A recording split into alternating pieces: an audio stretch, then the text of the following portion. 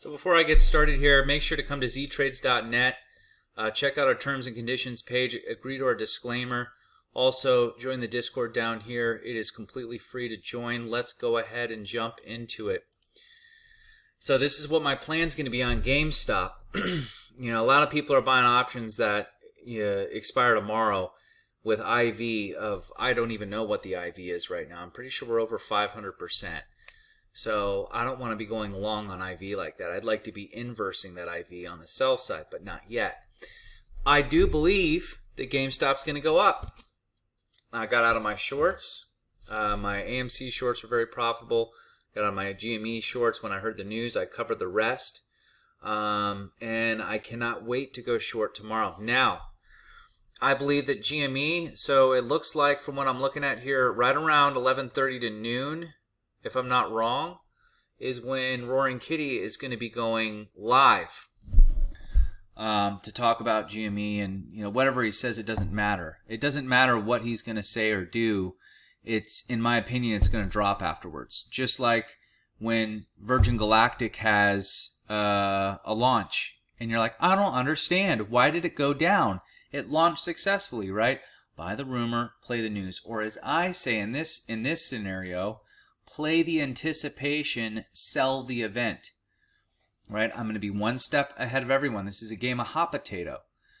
So I went long. Where was it? Right over in here. It's so funny how small this looks because I remember earlier on today, I was like, gosh, this thing is up. When it was right there, I was like, whoa. And it feels like you're buying the top. You know how the chart is, unless you shrink it.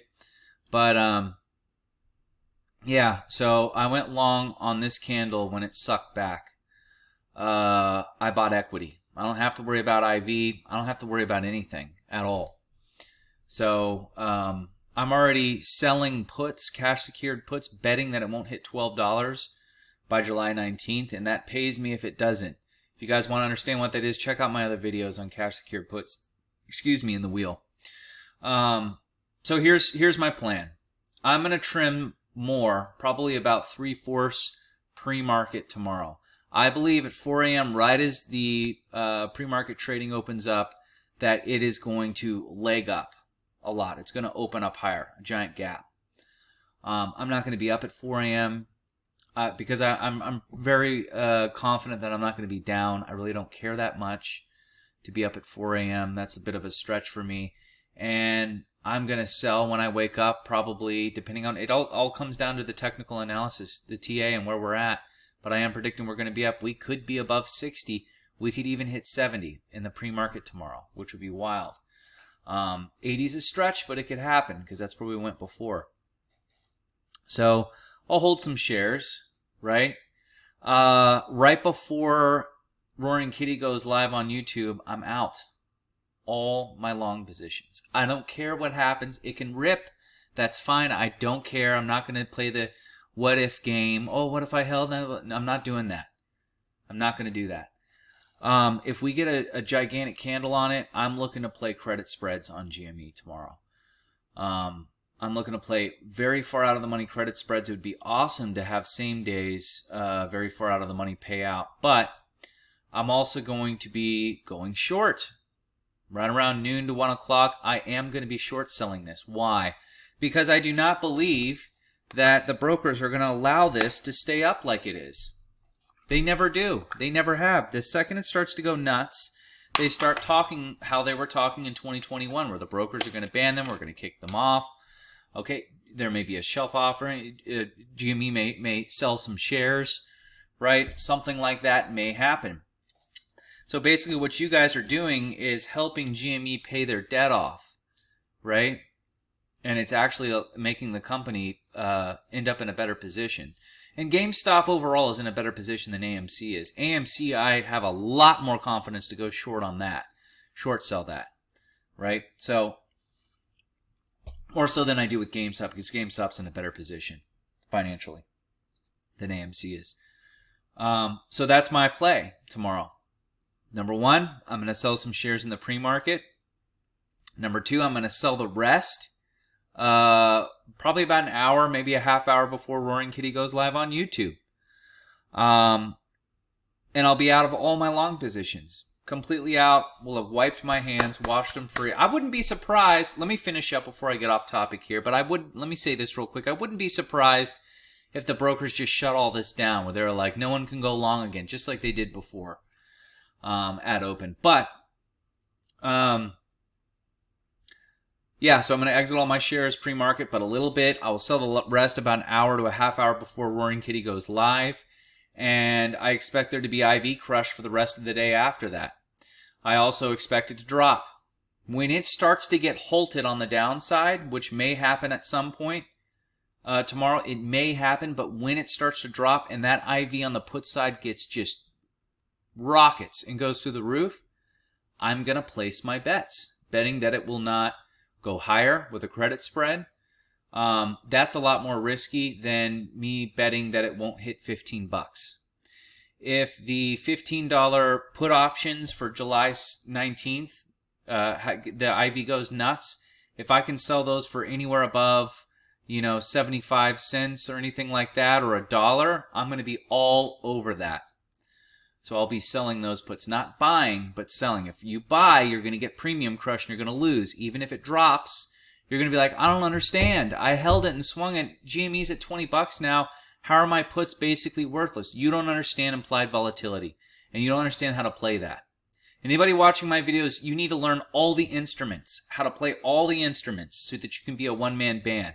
You have to learn how to short sell. You need to understand credit spreads. You need to understand cash secured puts. You need to understand the wheel. You need to learn all of that stuff. So, because, there are times where a credit spread is more appropriate than anything else. There are times where short selling is more appropriate than anything else. When the IV on these options is, above 500%, there's nothing left to do. It's over, right? If you are already in today, which people are in, and they're in ones that expire tomorrow, which is just insane to me. It should be next week's. There is a very short time to take profit, right? Ride it open through midday. The longer you hold it, the more risky. If I were to be in on the buy side on options that expire tomorrow with 500% IV, which is literally insanity to me, and I was up a lot at open, and I really believed it was going to run for the rest of the day, I would be taking profits and using that capital to buy further out options, higher strike price, further out expiration, probably for the 14th of June. But don't be surprised if the brokers all come together and they say the show's over, like they did before. They're already having those talks and they're giving warnings that that'll happen. Don't be surprised if GME sells some shares. There's an offering or something like that. And I'm definitely going to be looking at the crappy stocks that are going to ride the coattails of GME, like AMC, to sell short and do maybe a 1 month swing for AMC to see $4 again. I'm definitely going to have those options, and as well as FFIE. If FFIE has a big pop to the 70s, 70 cents, $1, I'm going to be going short on that as well. That's my plans for tomorrow. I'm giving this information out to you guys free right here in this video. So the last time that the meme stocks really ran, about a week ago, 2 weeks ago, I played everything perfectly. I played the cash secured puts perfectly on AMC, GME. I went short on AMC, GME, and FFIE while everyone was telling me I was crazy. I was right on that, and I made a killing, and I'm looking to make a killing out of this tomorrow. And you'll notice that nothing that I'm doing or saying right now, other than being long until pre-market, is what the masses are doing. Are the masses usually profitable? Statistics say 98% of them are wrong, right? So you can flame me all you want in the comments. I was right last time when everyone said I'd be wrong.